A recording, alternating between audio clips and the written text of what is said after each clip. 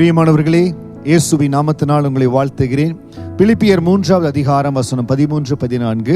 சகோதரரே, அதை பிடித்துக் கொண்டேன் என்று நான் எண்ணுகிறதில்லை, ஒன்று செய்கிறேன், பின்னானவைகளை மறந்து முன்னானவைகளை நாடி கிறிஸ்து இயேசுவுக்குள் தேவன் அழைத்த பரம அழைப்பின் பந்தய பொருளுக்காக லக்கை நோக்கி தொடருகிறேன். பிலிப்பியர் சபைக்கு எழுதின இந்த கொஞ்சம் அதிகாரங்கள்ல தன்னுடைய இருதயத்தை முழுவதும் பவுல் திறந்து சந்தோஷத்தோடு அவர்களோடு பகிர்ந்து கொள்ளுகிறார். அவர்களை பார்த்து சொல்லுகிறார், பின்னானவைகளை மறந்து முன்னானவைகளை நாடி. ஏதோ சில ஃபெயிலியர்ஸ், சில டிசப்பாயின்மெண்ட்ஸ், சில காரியங்கள் வந்துவிட்டது, அதற்காக அதைவே திரும்பி பார்த்து கொண்டிருந்தால் காரியங்கள் சரியா வராது. எதற்காக தேவன் நம்மை அழைத்தாரோ அந்த பரம அழைப்பின் பந்தய பொருளுக்காக லக்கை நோக்கி தொடர்கிற ஒரு வாழ்க்கையா இருக்கணுங்க. கர்த்தர் நம்ம ஒவ்வொரு வாழ்க்கையோட லக்கை கொடுத்திருக்கிறார். இந்த லக்கை நோக்கி ஓடும்படியாய் பவுலுக்கு புறஜாதிகளுக்கு சுவிசேஷத்தை அறிவிக்கிற இந்த லக்கை கொடுத்தார். ஒரு சில இடத்துல ஜனங்கள் விரோதமா எழும்பினாங்க, யூத ஜனங்களே விரோதமா எழும்பினாங்க. ஒரு சில இடத்துல அவரை கல்லை அடித்து அவர் கல்லால் அடிக்கப்பட்டு அவர் செத்துட்டார் நினைச்சாங்க. ஆனால் திரும்ப எழும்படியாய் தேவன் உதவி செய்தார்.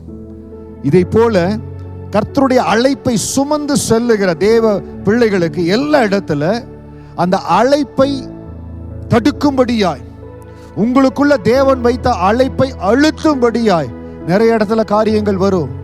சத்ரு ஜனங்களை கொண்டு வந்து, சூழ்ச்சிகளை கொண்டு வந்து, திட்டங்களை கொண்டு வந்து உங்களை அழுத்த பார்ப்போம்.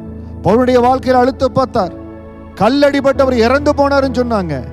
நீங்க தேவனுடைய லக்கை தொடர்கிற ஒரு பாத்திரமாய், பரமன் அழைத்த பந்தய பொருள், அந்த அபிஷேகத்திற்கு உங்களை ஒப்பு கொடுத்த ஒரு மகனா மகளா இருப்பீங்கன்னா, இன்னைக்கு உங்களுக்கு சொல்லுகிறேன், பிலிப்பியர் 3:14 படி எந்த வல்லமையும் உங்களை தடுக்க முடியாது, எந்த அதிகாரம் உங்களை தடுக்க முடியாது.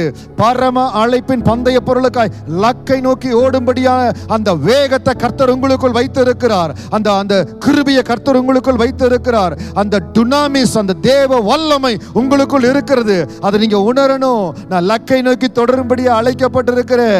என்னுடைய ஆண்டவர் எனக்கு கொடுத்திருக்கிற இந்த ஓட்டத்துல கர்த்தரை வெளிப்படுத்தும்படி அழைக்கப்பட்டிருக்கிற. சோர்ந்து போகாதீங்க, பழசியை நினைச்சிட்டு உட்கார்ந்து இருக்காதீங்க. கடந்து போன இழப்புகள், போராட்டங்கள் போகட்டும். பவுல் சொல்லுகிறபடி பின்னானவைகளை மறந்து முன்னானவைகளை நாடி கர்த்தர் உங்களுக்காக வைத்திருக்கிற வாழ்க்கையில வைத்திருக்கிற ஆசீர்வாதத்தை பாருங்க. ஒரு சிலருடைய வாழ்க்கையில எத்தனையோ ஏமாற்றங்கள், துரோகங்கள் வந்திருக்கிறது. ஆனா கர்த்தர் உங்களுக்கு நல்ல ஒரு வாழ்க்கையை வைத்திருக்கிறார்.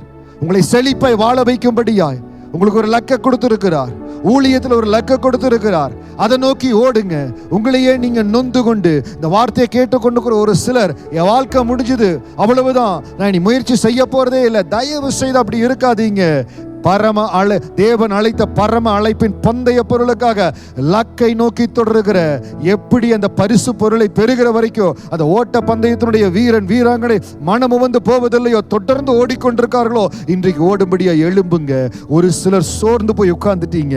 இதுக்கு என்னால முடியாது, இதற்கு மேல என்னால முடியாது, நான் மன விட்டுட்டேன்னு சொல்றீங்க. இல்ல, நீங்க எழும்பணும். நீங்க எழும்பும்படியா ஆவியானவர் உங்களை பலப்படுத்துவார். லக்கை நோக்கி ஓடுகிற இந்த பிரயாணத்துல தேவ உங்களை பலப்படுத்துவார். தயவு செய்து சோர்ந்து போகாதீங்க. ஆண்டவர் உங்களுக்கு பலனை கொடுப்பார். நாம் ஒவ்வொருவரும் பரம அழைப்பினுடைய பந்தய பொருளுக்காக ஓடும்படி அழைக்கப்பட்டிருக்கிறோம்.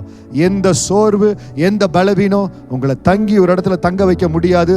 தொடர்ந்து ஓடும்படியா உங்களை ஒப்பு கொடுங்க. பிலிப்பியர் 3:14 வசனத்தின்படி அந்த அபிஷேகம், அந்த வல்லமை உங்களை பலப்படுத்தும். ஆவியானவர் உங்களை வழி நடத்துவார். தேவ பலன் உங்களை காத்துக்கொள்ளும். God bless you.